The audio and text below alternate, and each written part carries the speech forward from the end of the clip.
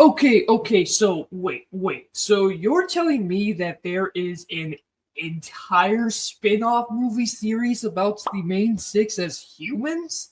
I thought we were talking about ponies. I mean, it's My Little Pony, right?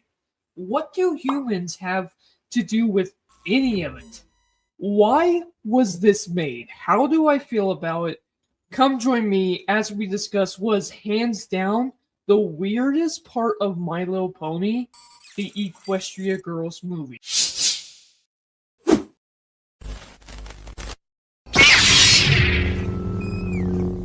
Get your kid ass out of here. Hello, I'm Discord J Knight, and it's finally that time to watch the first Equestria Girls movie. Now that I'm done with season 3, this one's next. And what can I say about it? Other than, it's a total cash grab for adults. Look, like it or not, My Little Pony is a girl show, and as such, Hasbro only makes the show to sell. It's just a huge commercial for merchandise. Yeah, I can't argue with that. That's what almost all cartoons actually are and shows are, but even so, this was just the weirdest. They actually decided to turn Twilight and her pony friends into humans, and I'm going to be real with you, I actually hate the look. Oh, prove me all you want. It looks really uncanny when you first watch it. Art is subjective, and even though I consider this ugly, a lot of you guys like it, and that's fine, but I am not really a fan of the art style that this show actually went with. Maybe, who am I kidding? NNA looks really, really weird. It's weird looking, but there's a certain charm to it, that I like. And that's what I would have to say the exact same thing for Equestria Girls. Once you are able to look past the odd design, the show really starts to flow, in my opinion. And the movie does pretty good. With that said, I'm not here to really review the art style. I don't care about what it looks like. I care about the story. I just kind of want to mention that I'm really not a fan of the style that it comes in. It all starts out when Twilight, now a princess, is feeling really weird about the whole princess thing. She doesn't want her friends treating her different because of her new role. She finds it really weird when her friends like Applejack are calling her by her title and not really just her name. I also really like the fact that she isn't used to her wings yet. She really can't fly that well yet.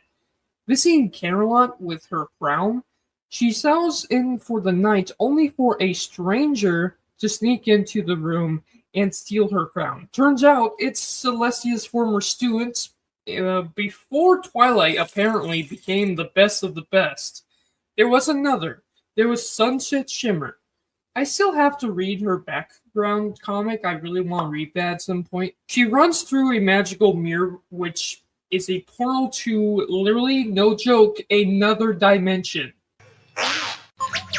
Yeah, okay. I have to address this.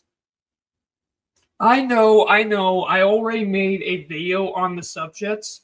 If you guys haven't watched my MOPH video, check that out after this one. But essentially, the idea is that all the main six are 15 or 16 years old because of this movie, because of their human counterparts are in high school. That doesn't make any sense, and I'll tell you why. First off, it's established right from the beginning that Equestria Girls is an alternate dimension with different rules, different laws of physics. It's not going to be the same as Equestria.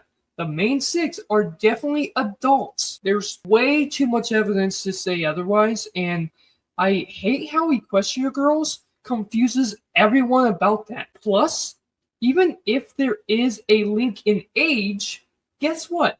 A 15-year-old horse is an adult horse. It's not the same as humans. So I'm sorry, but once again, it still doesn't add up. Stop calling the main 6 kids because they're clearly not underage. They're clearly adults. I mean, really, you think Celestia is going to send a child halfway across the world? Halfway across Equestria? Yeah, no. And let her move into Ponyville? Yeah, no. It's not gonna happen. I'm sorry. Not gonna happen. Yes, if you want to know more of my thoughts on that entire tangent, go ahead and watch that video. I'm stopping here and getting back to what this video actually is, and that is the movie. Okay, what the hell? Why is Spike a dog? He's a dragon in one universe, and he's a dog here. So what are the diamond dogs? Are they bees and changelings? Are they ants? I don't know, and I could spend an hour on this subject alone. Remember, different universe, different laws of physics. It's already been established, so just go with it. But seriously, it feels like I'm on a mushroom trip or something when you start trying to think rationally about all this stuff. Yeah, I get you. For a rational conversation about talking magical unicorns is definitely up there for quite a topic. Point is, though, stop overthinking it or overanalyzing it. Pick up some funky mushrooms and enjoy because you're going on for a trip. I'm just kidding, yeah, don't do that, but the fact is, I'm not going to sit here and analyze every scene mode. I do like the story itself, at least. Twilight is trying to get her crown back from Sunset Shimmer, and she has to follow her through the gates, through the portal, through the dimensions, and learn how to navigate this new world. It seems familiar, but it's also so different. Sunset Shimmer, a high schooler who should honestly be in her, 50s by now. Right, don't think about it, just turn my brain off. She plays the main high school girl trope, the boss of the hallways. Twilight, the new girl, is in school and stands up to her for being a bully, surprising Fluttershy, and we go through the classic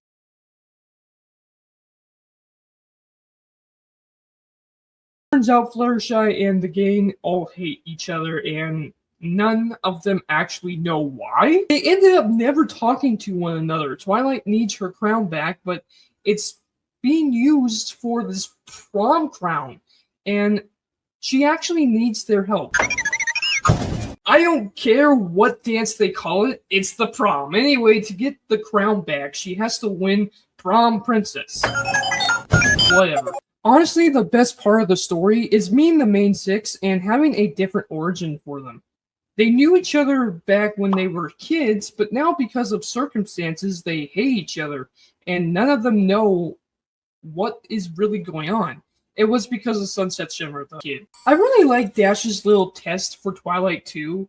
She said if Twilight beats her at soccer, she'd help, but really, she only wanted to see if Twilight had the spark she needed to actually put up a battle against Sunset Shimmer. To make sure she doesn't win, though, Sunset Shimmer uses the best little dorks in town, Snips and Snails, to take pictures of Twilight during embarrassing moments and keep her from winning the crown. And I mean, it does make sense. I do like the humor of, oh, well, Twilight is used to having hooves. Twilight is used to walking on all 4 hooves. So now she's got to walk on 2, and now she has weird hand appendages. It's like, I'm a pony stuck in a human body, and it really does feel like that. And it really does make for a couple of really good funny jokes, like when she picks up a book with her mouth, or when she's on the computer trying to figure out how it works, and she's just smashing it with her entire fist. It's really humorous. It is fun. It's weird. And again, turn your brain off. I can really enjoy it. In hopes the girls can still win, the girls decide to rack up a little bit of high school spirit, play a song in the cafeteria, and get everybody hyped so they're on her side. And yeah, because Sunset Shimmer is a sore loser, she decides to ruin the entire dance so no one can vote for anyone except her. Yeah, but it's actually a good thing because by fixing the dance, Twilight gains the trust of every single student out there, and they all vote for her to be prom queen. Whatever, princess, but Sunset Shimmer steals her little dog and forces her to give up the crown, turning herself into an evil villain monster with magic that can hurt and destroy the entire school and the entire kids. And I'm thinking, wow, try explaining this to the local news. Right? Go with the flow and stop overthinking it. Give me some more of those trippy mushrooms, because I don't know how I'm even surviving this video. Yeah, so a lot of people are going to hate me for this, but yeah, I like Flash. I know, but Flash is just a good character in this. Let's face it. The only reason people have a problem with him is because of the over-shipping. He's Sunset Shimmer's ex-boyfriend, and he and Twilight have a little chemistry in the movie, and honestly, yeah, that could honestly be a video completely itself talking about the whole Twilight and Flash romance from EQUESTRIA Girls, and I'll probably do that next week, but for the sake of making this video short, I will say this. I actually don't mind Flash. But if you give me a good story that has a romantic subplot, I'm going to at least enjoy it, especially if the subplot is actually really good. However, it's a double-edged sword. If you don't make it interesting, it can either bore the audience or drag on for no reason or ruin the flow of the main story entirely, like Harry Potter, for example. Or it can truly be used to enhance the characters, but you can't make everyone happy, and no matter what, there's always going to be someone who doesn't like it. Why? Well, because storytelling is a form of art, and like any art is subjective, In the end, though, through the magic of friendship that is clearly pulled out of their asses, they defeat Sunset Shimmer. The end. No, I'm getting off this mushroom trip. I'm going sober. Get me out of this weird nightmare. Okay, yeah, Sunset Shimmer. That could be another video entirely on its own. And I'll probably end up making a character video eventually when we get to watch a little bit more of these movies, as well as I am going to tackle that comic very soon. So stay tuned for that, because I honestly really want to dive into her backstory, and I know they did that in the comic books. It's actually going to be a really fun read. I'm looking forward to it. I can say that. But I have to admit this. The concepts, the idea of her, fantastic. The idea that she's basically an evil Twilight. And I also like the whole thing that kind of confirms my theory about Celestia being an absolute jerk, because honestly, if Celestia was a very bad teacher back then and became softer, became the person that she is now, then you actually see a little bit of character growth, and that would finally fix my biggest problem with Celestia too, because honestly, my biggest problem with Celestia is not that she exists as a character, but it's like she never really grows. We never really see a character arc for her, and I would really like it if my idea came true, that she was probably a bad teacher back then and became a better teacher because of what happened to Sunset Shimmer. Like, Sunset Shimmer's leaving must have affected her so much that she became a better person. Same thing with what happened to her sister. And yeah, you're right. I better not go on that tangent in this video. Yeah, Sunset Shimmer, my basic thoughts on her from this movie alone is she was an interesting antagonist, but she's that classic mean girl antagonist. Like, there wasn't exactly something about her that stood out as anything more than just a decent villain for a movie. That's about it. That's all I have about her. I didn't think she was like the greatest character ever or anything like that. And honestly, it took us a while to see that character progress. And I am glad that later on we do get to see that character arc for her. But as of just this movie, she was a fun antagonist. I don't really love her, but I don't really exactly hate her either. She was just a good antagonist. That's about it. Kind of a forgettable antagonist for me, to be honest with you, but that's just only in this movie, right? As you watch the movie, she actually does become a great character. It's just in this movie, she's a forgettable antagonist for me. My rating for this is okay. If I turn off my brain and have fun, it's a decent 8 out of 10. But then I think of the implications and constant bear walls, and it feels like a crash grab made to just sell dolls.